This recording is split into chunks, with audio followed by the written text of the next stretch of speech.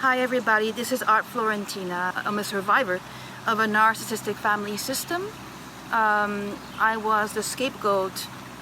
I was my mother's scapegoat, my mother's emotional relief system ever since I was a child.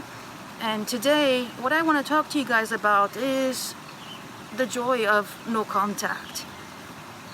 I firmly believe in my heart that no contact is truly the way to go, and I firmly really believe that if you can get out, and I'm gonna tell you, I'm gonna talk to you about that.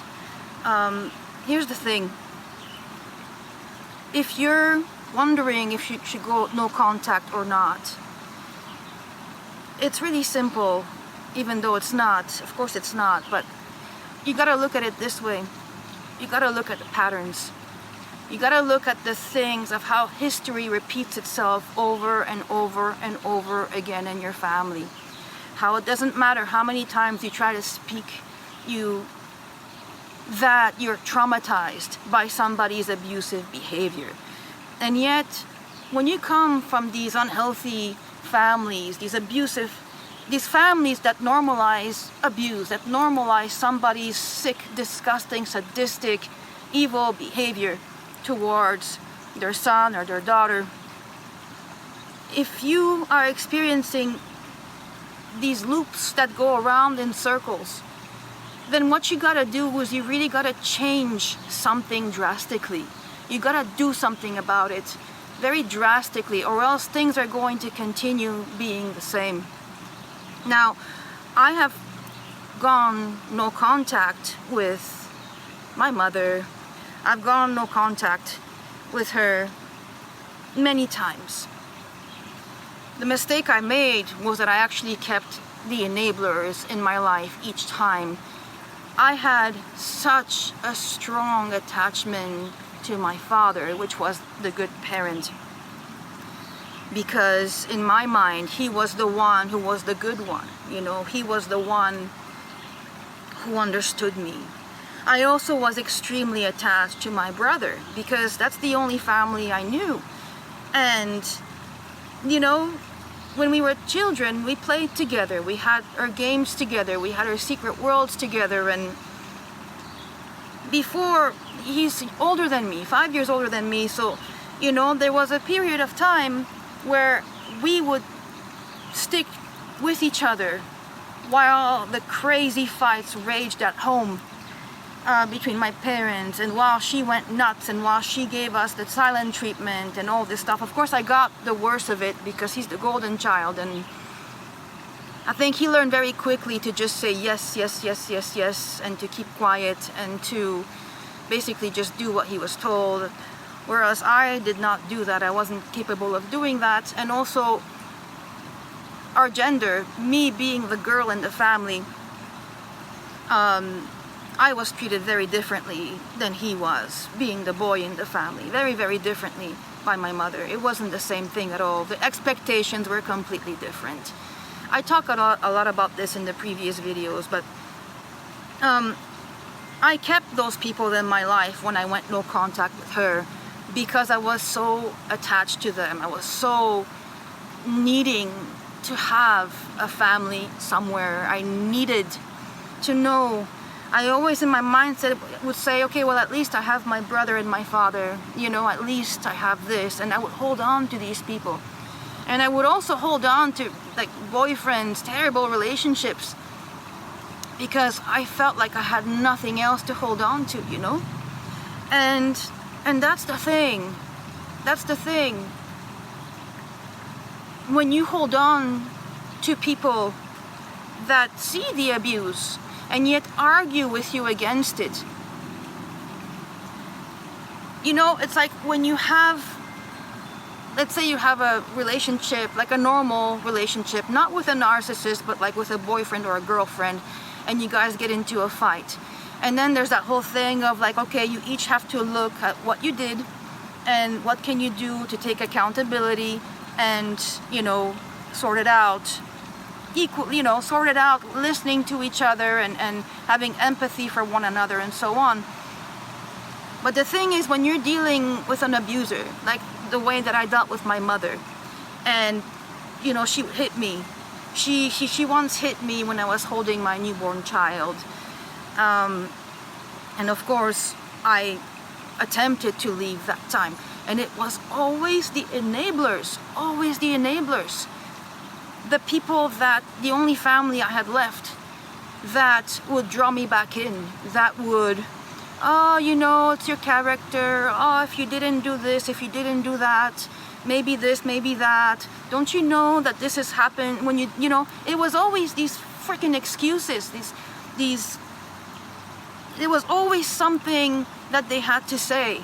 There was always something to say about the abuse, and oh, you know, it takes two, but we're talking about abuse. We're talking about somebody like a mother who raised me, telling me every single day that I will die alone and no one will ever love me. That was her go-to sentence. We're talking about silent treatments that never ended with a child, you know, a child, primary school, you know, second grade, third grade, first grade, you know. We're talking about daily physical violence, antagonism, daily antagonism, because I was her relief system.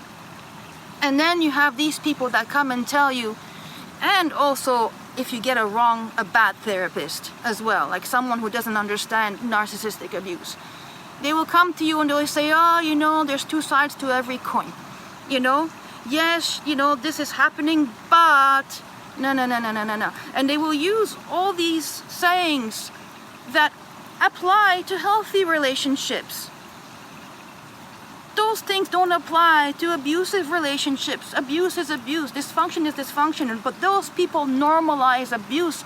They normalize your pain. They normalize the dysfunction that you're in. They normalize somebody being incredibly sick. You know, they normalize personality disorder. They normalize, you know, they normalize things that are not normal. And you grow up with that. You grow up in a family that normalizes these things. And then that goes around and tells you, well, you know, it takes two. It takes two. And so many of the things that I've been through are so insane. I'm sure as what you've been through if you're watching this, you know, like a lot of this type of abuse, you can't even explain to regular people. You can't even explain it because it's you can't explain crazy, you know? How can I explain to my father that my mother once she pretended to faint, you know? Because I didn't address her formally. I addressed her as mom. And that day in her freaking head, she decided, how dare you not call me ma'am, for example. And I was like, what do you mean, ma'am? You're mom. I've never, what is this, you know? And then she pretended to faint from my insolence, and she timed it when my father walked in. And then what he saw is his wife on the floor and me standing there wondering what the hell is going on. And then her not speaking to me, going into the silent treatment, they're inventions. They're inventions, and yet the whole family rolls along with that ball. And meanwhile, the real victim is left alone to suffer with their wounds and wondering what the freaking hell is going on. You know? I mean, I talk about these things in all my videos. I don't want to dwell too much on that because that's not the point. Well, it is the point. Well, the point what I'm trying to make here is it's very hard to heal if you stay in a system that hurts you, in a system that normalizes abuse. It's very hard to heal when you remain in an environment where your trauma is in constant competition with your abuser, who is a grown person and you're just a child. And then you grow up in that. And you know, another thing that happens, and that happened to me, was that as a result of my mother's sadistic behavior towards me. When I was a teenager, I had a hard time. I was acting out. And of course, I got into alcohol and addictions, and I was addicted to, I was codependent. I was also, I had addictions that I was struggling with. I had a really hard time sticking. I always had a job, but I always had a hard time sticking to my job. I always kept moving and changing and moving and changing and moving and changing. You know, I could never stick to one thing. I had a really hard time forming healthy relationships. I mean, I had a really hard time with life. And those people, those enablers, at least in my experience in my life, they looked at me and they saw those things as proof that indeed I was defective, as what my mother said. They didn't see that my behavior was in fact a result of years and years and years and years of abuse. Even when I was diagnosed with a panic disorder, and I was diagnosed with general anxiety, and they gave me pills, and the enablers even witnessed me having a panic attack. And of course I had panic attacks for a long time. They started when I was still living in that house, and of course my abuser, when that would happen, she would laugh and she would look at me and she would have a face of, oh, look at this, yeah, look at this, shame on you, disgusting, acting out, look at this disgust. She would look at me in disgust after she would abuse and antagonize me, and I would finally break and be in a corner, and I would panic and I would hurt myself, you know. And despite all of this, the enablers would continue to behave as if everything was normal, and as if I was expected to raise myself to be a normal, healthy, well-adjusted adult. You know, when I was younger, of course, I was expected to, you know,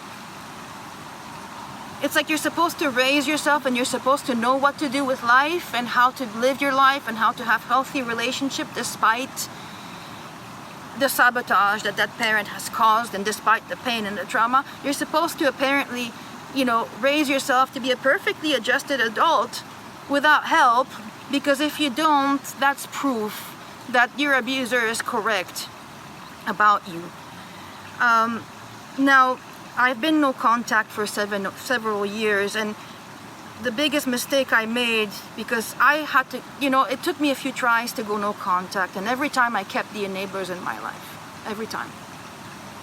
And that was what made me go back. It wasn't the narcissist, because for a long time I made my peace with the fact that I don't have a mother. And the thing is, you know, and I wanted her to get help too, you know. I mean, it took a long time before I said, okay, this is my boundary and enough, because she was so unwell. She was so sick, and yet she truly believed in her heart that the source of her sickness was everything around her. And she also she used me as her emotional relief system when nothing was happening. I would just I could be reading a book, and she would come and she would unleash hell on me. Every single time that I've tried to help her, that I've tried to tell my dad, we need to do something, we need to bring her to a therapist, you know, she had so many behaviors that were so sick and so unhealthy. And I tried so hard when I was a kid and an adult too, a young adult, to get her help, despite the fact that I was the target. And it's insane to me that the people who weren't actually targeted as much as I was would actually not do anything about it. My brother would laugh. I would tell him, oh my God, she did this. The woman needs help. This is not normal. Like, you know, this is not living. This is, you know, she needs help, this woman. And my brother would go, ha ha ha, that's so funny. Oh my God, you know, it's the culture. Ha ha ha. That was his stupid unicorn response, you know, his stupid, we live in a unicorn rainbow world of happiness and everything is fine and deny everything response. And my father, on the other hand, you know, oh no, mental health, anything mental health related is taboo.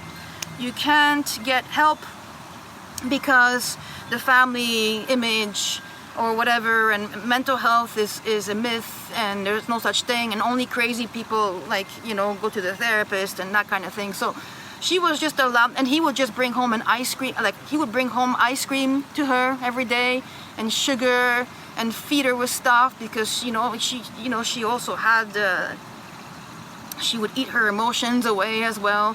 So he would bring her all this food to try and calm her down, and we're gonna deal with this ourselves. So even when I was trying to get her help, and I was trying to get the family on board to help me, to intervene, to do something, I was blocked from doing it. I was the bad guy for doing it. So even though there is love for my father, there was love for my brother, they prevented the abuse from stopping by doing nothing, by pretending that it didn't exist, and by normalizing it. It took me years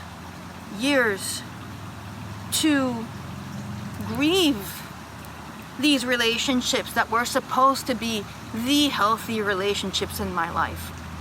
I really tried.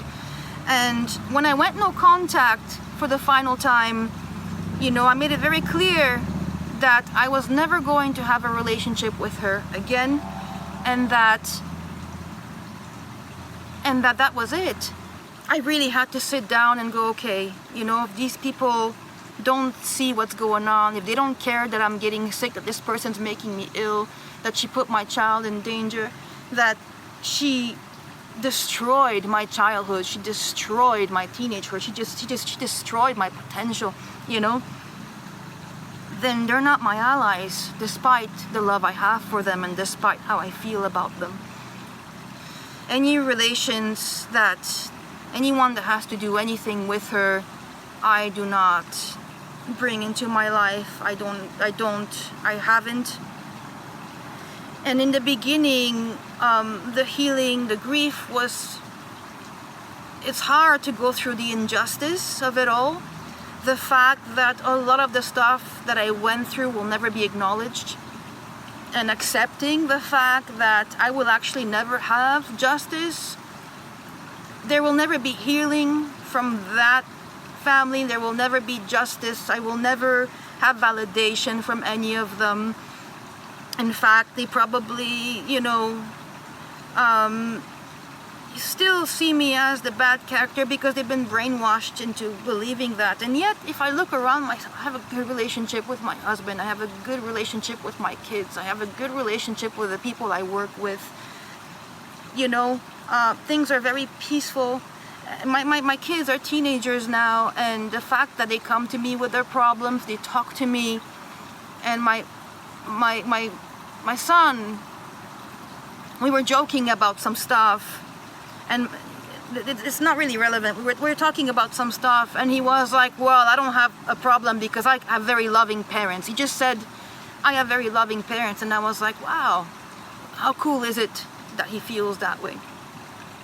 So I was able to create a life for myself, and the big thing about going no contact is that you actually have to rebuild your sense of self from scratch, and you rebuild your world, you rebuild everything around you, and as you do, the more that you stay away from the system, the more you see it clearly. In the beginning, it wasn't clear. I just knew deep down inside that going no contact was something that I had to do, even though I really felt that attachment towards my father and my brother, and I really wanted to keep them in my life. But the more I stay away, and the more I detach, and the more I realize, wow, how peaceful is my life right now. I spent my entire life running.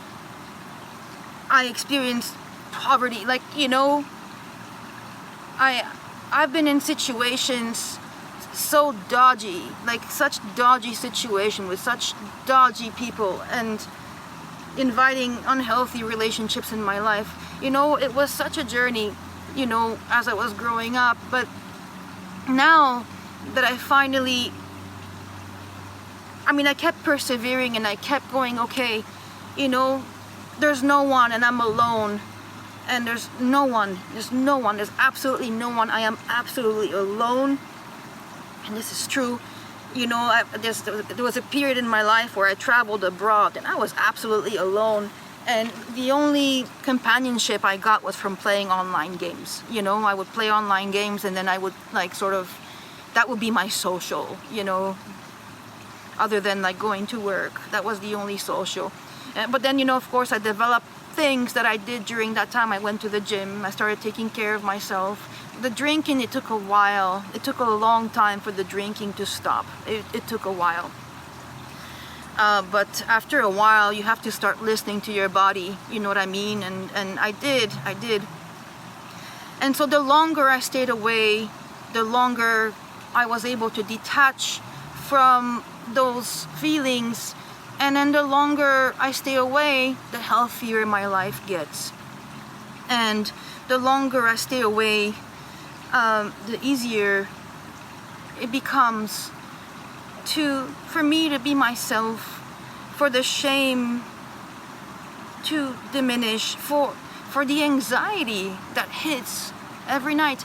You know, my anxiety used to hit every single night. I would wake up in the middle of the night and, you know, like unable to breathe. It doesn't happen anymore. I'm not taking pills either. I'm not doing anything. Like, I'm just simply living a healthy lifestyle. This is years of no contact. It took years for me to get to this point. Okay?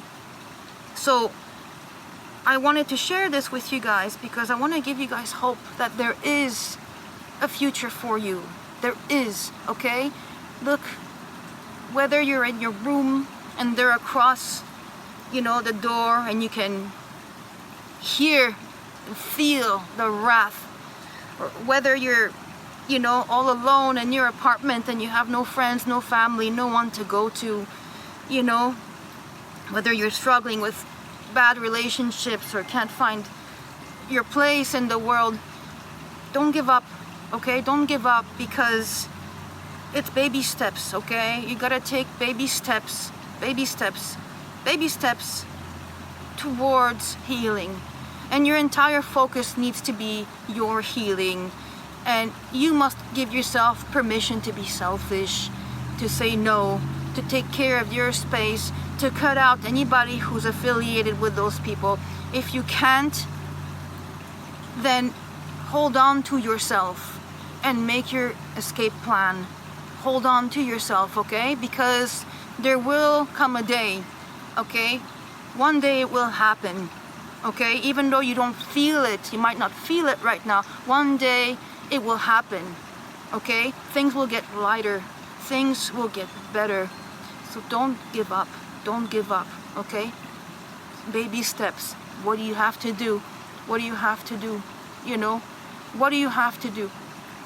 You know, figure out the baby steps that you have to take and free yourself from this system. And if you did free yourself from the system already, if you're no contact and experiencing guilt, look, my advice to you is not to go back, because in my experience things don't change. And this is from my experience that I speak to you. I went back many times. Things might change for a month or 2 or 3, but then eventually things go back to normal. And then what happens when you scream out and say, hey, excuse me, like, you know, like the abuse is starting over again, your family will say, this again? I thought we solved this problem already, and you're gonna become the problem again. In my experience, like, these kinds of loops don't generally change unless you see the person who abused you, you know, go through therapy. But even then, I wouldn't, you know. I mean, I can not have anger towards them. At this point, what I mean is that I feel pity. I just feel pity for them at this point. It took a really long time to get there, but my anger just transformed into pity. You know, like, how pathetic is it that you still live your life this way? That this is your life, when all we need to do is talk about it, stop the denial, listen to each other, be there for each other, be a family. It's just pathetic. It's pathetic, you know? So going back to these patterns oftentimes will reopen wounds and make it worse. And the loneliness can also drive us to want to go back to these patterns, you know. So stay strong and keep moving forward, and be selfish and take care of yourself. Take care of yourself as much as you can every day, and you will see the light, okay? You will see the light. Don't give up, okay? Don't give up. So this is my message for you today, and I hope it helped you a little bit. And that's it. Listen, remember the mantra, I love myself, I trust myself. And repeat that in your mind over and over again until it really sinks in, and make the best decisions for your own good.